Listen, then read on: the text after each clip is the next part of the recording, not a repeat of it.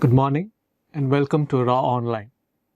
I'm Dr. Kumar and I'll today be talking about epicardial echo. Taking you through the talk, I'll give you a brief introduction, an overview of epicardial echo, what are the 7 standard imaging planes, after which I would give you 3 clinical scenarios which we have come across, a take-home message, and a video demonstration of how to do an epicardial echo.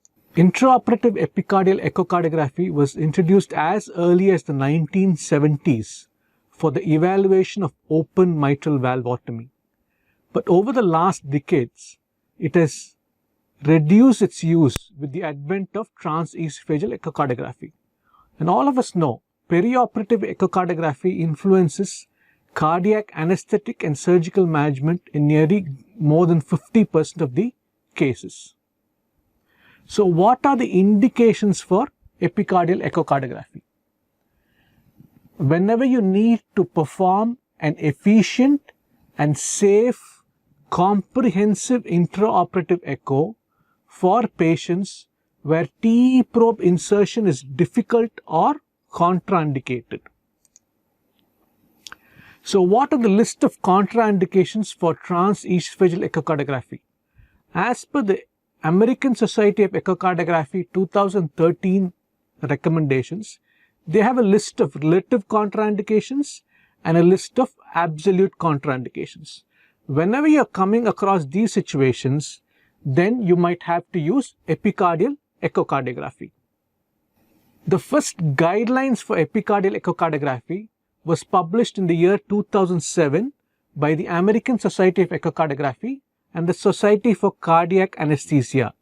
The Council for Intraoperative Echocardiography published a position paper for a standardized comprehensive epicardial exam with a set of 7 views. And they named these views as modified views. This was the position paper. So what is the time required for a good epicardial echo? The average time that you would need to achieve these 7 standard views is around 5 to 10 minutes. Now, are there any complications of epicardial echo? Yes, there are. You can have a few hemodynamically insignificant arrhythmias because the probe is placed directly on the heart.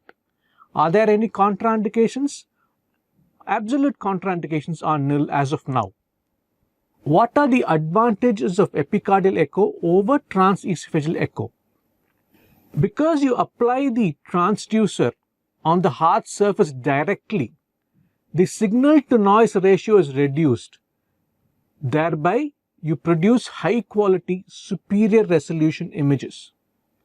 And because the epicardial probe is placed directly on the anterior surface of the heart, there is optimal visualization of the aortic valve, the pulmonic valve, and the left ventricular outflow tract.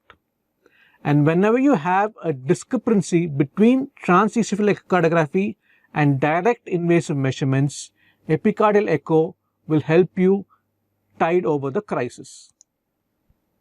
Now, what are the disadvantages of epicardial echo in comparison to TEE? There is a limited access to the posterior and apical cardiac structures. Hence, it is difficult to view the pulmonary veins, the coronary sinus, and the ventricular apex. It has limited use in minimally invasive surgery because you really don't have space to put your probe there. And whenever you're doing an epicardial echo, you will have to interrupt the operative procedure, and it also requires entry into a sterile surgical field. Like the TE, it is not a continuous, non-intrusive monitor for cardiac function.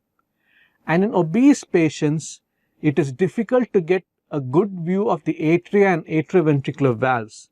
This is because you would need excessive horizontal probe angulation. What is the probe used? Because the heart is very proximal to the probe, we usually use a high frequency probe, either a 5 to 12 megahertz probe, and these probes are usually pediatric probes, which are smaller. These are basically phased array probes. But you can also use the linear array probe, which is used for central venous access for epicardial echocardiography. The depth which we usually use for epicardial echo is less than 12 centimeters. Now, what is the method of epicardial echo? You usually pour warm saline onto the pericardial surface. Why do you do this? This improves the transducer epicardial surface contact and produces better images. Who does the epicardial echo? It is usually done by an anesthesiologist who is trained well in advanced perioperative echocardiography, or a cardiac surgeon could assist him under his guidance. The operator, whoever it is, should always wear sterile gown and gloves. And the epicardial echo is always done after stenotomy and pericardotomy, but prior to the initiation of cardiopulmonary bypass. So, what are the 7 standard imaging planes according to the ASC and SCA? These are the 7 standard imaging planes. Now, we will go into each one of these standard imaging planes one by one. Now, first one is the epicardial aortic valve short axis. So, you place the probe over the aortic valve annulus, and the orientation of the ultrasound beam is towards the aortic valve in the short axis position. The orientation marker for all of these views except one is towards the left shoulder. And what is the use of this view? You can measure the aortic valve area by planimetry. You can assess the AR severity by color Doppler, and you can also use this view to look at the coronary ostia.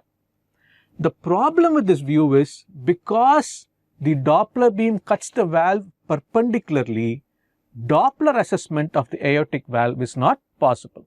So, this is a standard epicardial aortic valve short axis. The near field will also always have a dropout.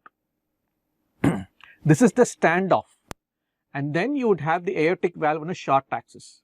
The cusp which is near the near field is the right coronary cusp.